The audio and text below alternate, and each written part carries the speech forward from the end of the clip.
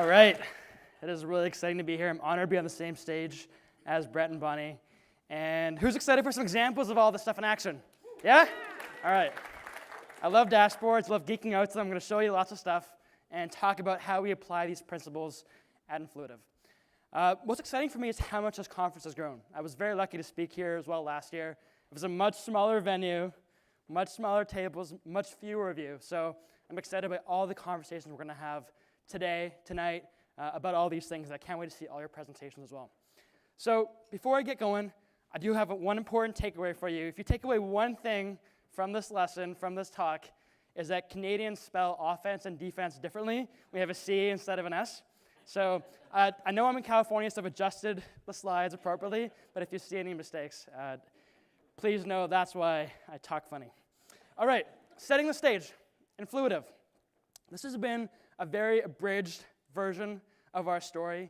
We're just over 5 years old.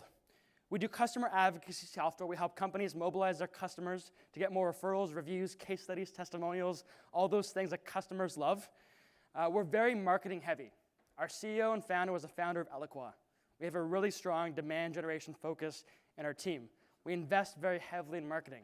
We've raised a lot of money. We've raised almost $50 million of funding. And we've blown through to almost 300 customers today, some of the leading companies in the world. Many people here as well are customers, MongoDB, Vidyard. I'm sure there's a few other great advocates in this room as well. And when I see a presentation, I always struggle to figure out how does this relate to me and to my business. So I'm going to tell you exactly what our business looks like. We have 170 employees, 15-person marketing team. We have a $35,000 ASP, but it's climbing very quickly as we move up market. We have a 3-month average buying cycle, but you guys are all on B2B, so you know that fluctuates to a great deal. And we sell primarily to marketing and CMO. That is the context of the business. That's the stage I want to set you on. And as you can see, we've been in full circle for almost 2.5 years. So there's been a lot of growth during that time. And I'll talk to you about some of the ways that we've contributed and created that growth over the last 2.5 years. Okay, Bonnie said we're going to talk about sports, offense and defense. So naturally, I'm Canadian. I went to hockey. Hockey is where I'm thinking about here. We had a football talk, a tennis talk, and now we're going to talk about hockey. For you guys who are not familiar with hockey, what you're seeing right here is a picture of a rink. More actually, it's half a rink, okay? So the bottom piece, that's where the net is, right above that little trapezoid shape. And then the middle, at the very top, that's the center of the rink. So this is kind of the positions as they're laid out. And then our skaters are going to attack going upwards towards where the demand gen starting lineup is. So what I want to do was take some of the concepts of offense and defense and Influitive and apply them to a hypothetical hockey team. Now, a hockey team at any given time has 6 people on the ice, 5 skaters and 1 goalie. So we've got a goalie. I'm going to call him or her response management. We've got 2 defenders. Now, their job is to protect the goalie, keep the puck away from that area, move it up to the forwards. And we've got 3 forwards that are focused on attacking and scoring goals. So we've got 3 kind of more defensive positions, the goalie and 2 defenders. We've got 3 attackers, the left wing, right wing, and centerman. Let me talk to you about all these positions, what they mean for us, and how they contribute to offense and defense and Influitive. Okay, but before we do that, there's something really important. Where we're playing is very, very critical. And the rink that we're playing on is Salesforce. Now, why is that important? In our business, Salesforce is our data warehouse. That's what the sales team uses. That's what the finance team uses. That's what the customer success team uses. So all the systems that we have built with Full Circle, all the mechanisms we have in place, all that we've moved forward, everything is native to Salesforce. And that is absolutely critical because it leads to trust.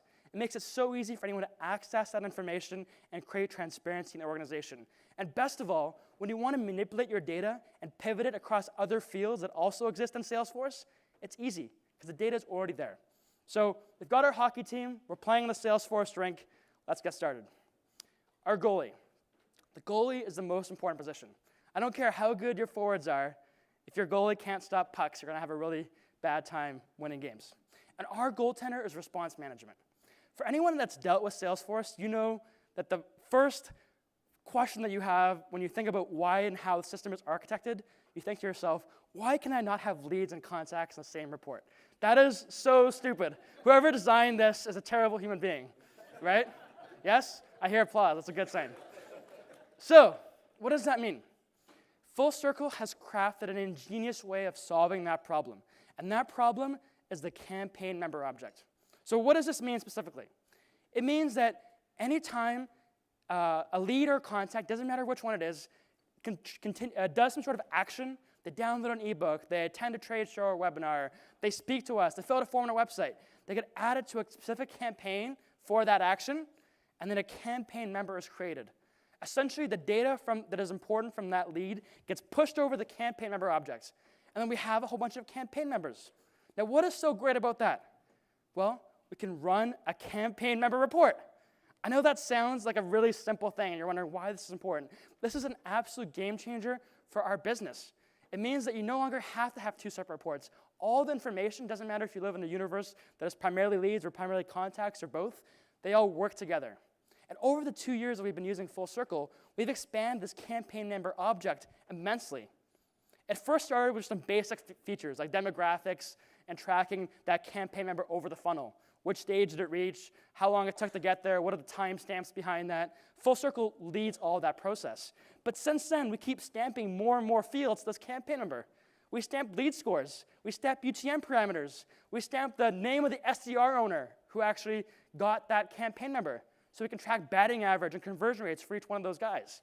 Another baseball reference, so we're adding to the sports theme. So we've taken this campaign member object and really put it on steroids. We keep adding more and more stuff to it. But at its core, we have these amazing campaign member reports that tell us everything about our business. Not just for the marketing team, but the sales team as well. This is our goaltender, and this is the brains of our system. That's how we've architected it with Full Circle. All right, left defense, the key business metrics. If someone comes up to you in marketing and asks, how are we doing right now? How are we performing? Are we on track to achieve our goals? Are we going to hit our targets for this quarter? What's our pace for this week? If you can't answer that question, you're going to have a really bad time. You're going to be really quickly going on defense. So for us, our left defenseman, this is the guy that is, probably the stay-at-home defenseman, the one that is most in charge of protecting the defense, is all about focused on key business metrics. We have a primary dashboard in Salesforce that lists out not just the top screenshot that you can see, but all those things below it. Our pipeline, our trend, inbound versus outbound, new logo, MMR per month, all these key campaigns, the key metrics that we care about. Why is this important? The person that loves this dashboard the most is not actually in marketing. It's our VP of Finance. She loves this. And because she and all the other members of the executive have access to it, they trust the marketing that we're doing. The data from this dashboard is sent to our entire executive team and all of our investors every single week, every Sunday. That leads to a whole amount of accountability and trust in our marketing. And right away, we're setting the foundation for a really, really strong defense. Okay, right defense. This is campaign influence. So we're running all these campaigns. We know how we're achieving our targets. That's great. Now, what are we doing to actually measure the ROI of those things? What are we doing to actually measure to see if these campaigns had influence on deals, opportunities, and pipeline? This is a campaign member report. Like I said, we have campaigns set up for every little action that happens. Every ebook has its own campaign. Every paid advertising, every event, every form on our website has its own campaign. Now, this is actually our most popular campaign ever. This ebook is called the Advocate Marketing Playbook. We have downloaded, I think, 6,000 or 7,000 times. It's really, really popular, and has created a ton of pipeline for us. Now, I believe Salesforce only shows about 200 opportunities that were attached to this ebook. But because we have Full Circle, we know there's actually way more influence that happened at later stages of the funnel. Now, in addition to all the great campaign influence and ROI reports that we already have, we've actually made one really tiny change that has made a world of difference for our marketing team. We added one little button. It's called Campaign Influence Dynamic Report. Rowan, we should probably change the name of the button, make it a little bit more clear of what it actually means. But with that single button, we've armed our marketing team to press it. And now not just myself and demand gen, but our event marketer, our paid advertising guy, our blogger, our content marketer can go to any campaign in Salesforce and right away see results. See a report like this that shows how much won and lost pipeline that campaign had. Right away show the total influence, won influence, open influence, and lost influence from this campaign. I told you previously that Salesforce showed that campaign as having about 200 or so opportunities as part of its generic report. Well, Full Circle tells us it actually contributed to 400 opportunities. It's a pretty big difference. And all those people on our marketing team, they can access that data without needing to talk to us, without needing to talk to marketing operations to figure out the value of this campaign influence. And because all of it is in Salesforce, I can pivot this data. I can say, now just show me enterprise deals, or just show me this rep, or this industry, or this type of deal, or this deal size. All that information is all accessible for us. So we can manipulate it and show it in any way that we want. That is a very powerful right defenseman. This guy is quarterbacking our power plays. I know he is. OK, so we've got 3 defenders, two defenders, 1 goalie. Now let's talk about offense. So traditionally, at Influitive, we had marketing ops and sales ops. Marketing ops is taking all these requests from the marketing team, there's a lot of them, and it's trying to fix as much as possible. Sales ops is doing the exact same thing on the sales end. And what's the problem? The problem is they're not talking to each other very much. There's not very much alignment between those two pieces. They're bogged down, feeling like individual, independent consultants trying to solve a myriad of problems, because no one ever comes to the ops team asking for really positive things. They all say, this is broken, this needs help, I need help launching this, right? So we had a problem. First of all, there was no communication happening between both sides. And that was causing lots of things to break. Sales ops changes one workflow in Salesforce, all of a sudden, Marketo's screwed. Marketing ops changes one thing on one end, all of a sudden our pipeline is all messed up and the way we report things is all screwed up. That was a big problem. There was also an even bigger problem. And that was, there was always a priority for marketing ops and sales ops that is super important, has huge strategic objectives, and marketing and sales ops never has time to deal with it. And that piece is data. Data is this big, hairy thing that you kind of push off the side. You're like, I'll get to it one day. I know I will. It's OK. But in reality, you probably won't. So about a year ago, we decided to make a change. We had marketing ops and sales ops, and we said, what if we hire a third person? We put up a job posting for a database wizard, and we ended up with someone, Dean, who is our new data intelligence manager. Marketing ops, sales ops, and data ops, working collaboratively. Dean and Chantel on the left side, they report to me in marketing. Jonathan reports into the sales organization. But as soon as all 3 of them came on board, we coined them as one revenue ops team. No longer are they solving problems independently. They're doing it through a strong, combined, joint vision. They're consulting with each other. They're cross-trained across technologies. Multiple people know Marketo. Multiple people know Salesforce. Multiple people know Full Circle. They work collaboratively. They meet together. They don't feel like lone soldiers trying to solve their organization's problems because they're now a team.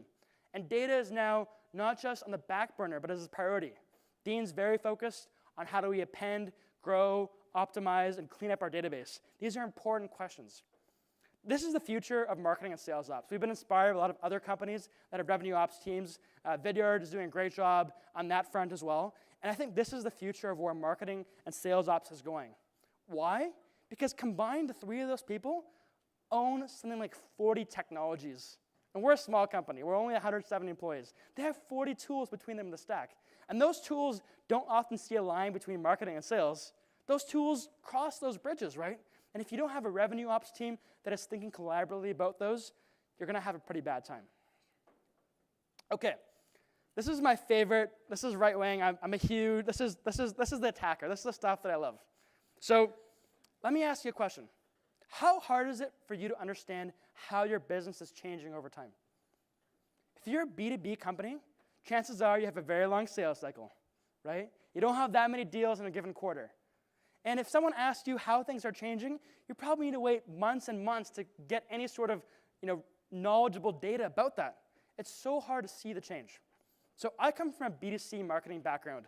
I used to work in e-commerce, where cohort analysis was a very common term. Now, it was applied a bit differently. Cohort analysis in B2C essentially means grouping together a whole bunch of transactions together and seeing them as one all the way through the cycle. In our case, we were selling custom suits online. But each transaction was so small, we would say, let's group together a cohort of transactions and check out the lifetime value of that customer over a long period of time. So with Full Circle, we've actually done a really interesting way of taking that exact same principle of cohort analysis and applying it to B2B marketing. Let me show you how. First, we take one single campaign response. It could be an ebook download. It can be a webinar attendee. It can be a trade show. And we measure it, right? Full Circle does that. That is our response management. So let's say that response happens on a certain day, day X. Maybe it's today. Then we'll group together all the campaign responses in a given month. Let's group together all of April's responses. Maybe there's 5,000 of them over the course of that month, okay? The next step is let's measure how that group of responses converts down the funnel. If we had 5,000 responses in a given month, how many of them reached the second step of our funnel, the third step, the fourth step, ended up being won deals? You guys are following me? Now, here's the best part. Let's actually compare the exact same funnels for various months. So all of a sudden, we're grouping months of cohort responses together, and we're actually seeing the differences between every single month. I compare my March cohort to April, to June, to last September. It doesn't matter. All of a sudden, I see the conversion rates at every step of the funnel. And what do I learn? I find leaks. I find out what's not working. My boss, Jim Williams, he likes to say that marketing and sales conversion rates is kind of like a game of whack-a-mole. You do one thing, you hit one thing, and then something else pops up, right? But how do you actually measure that? How do you see the impact of it? For us, because of this way of looking at cohort analysis, we've been able to do things like measure the impact of our lead scoring, which is very critical. We've seen when there's bottlenecks in our funnel in real time. When we're not waiting months or quarters to find out this data, we can actually see how some change we made as little as 1 month ago is impacting our conversion rates at every step of the funnel right away. This is a game changer for us on offense.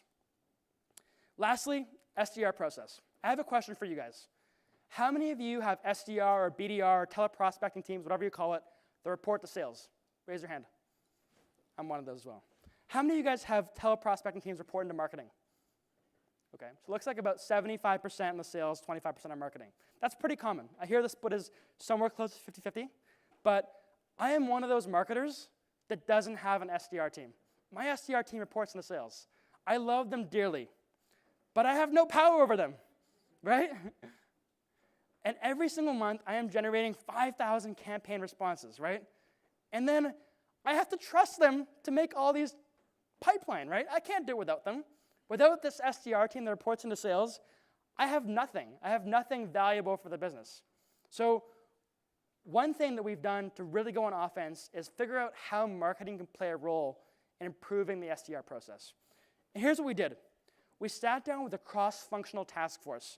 From the very top, our head of marketing, head of sales, myself, our director of sales productivity and enablement, our whole revenue ops team that I talked about in the previous slide, inbound and outbound SDR managers, and we said, we need to create more pipeline. What can we do to fix things? We sat down for 2 quarters. We're into our second quarter right now. We picked 4 major problems. We interviewed SDRs. We asked them for feedback. We tried to figure out what are they doing on a daily basis. How can we improve that? The result? We've made 1 million changes. We've simplified the rules of engagement. We've improved the workflow rules. We've changed lead scoring. We've actually directly integrated Full Circle's technologies with SalesLoft, which is the main tool that they use, which means way fewer clicks and actions on their behalf and cleaner data for us in Salesforce. We've actually moved from passive to active mode. If you guys are Full Circle customers, you know difference what that already means. But essentially, we moved from just measuring our marketing-driven responses through Full Circle to now measuring our outbound-driven responses in the exact same way. Those exact same campaign members are now valid across the board. Doesn't matter if there's a marketing response or not. The highlight of my year so far has been the meeting where we sat down in February with the SDR team and we shared with them all the changes that we had made to literally make their life easier as part of this joint process. I was kind of worried about it. I didn't know what they were going to say.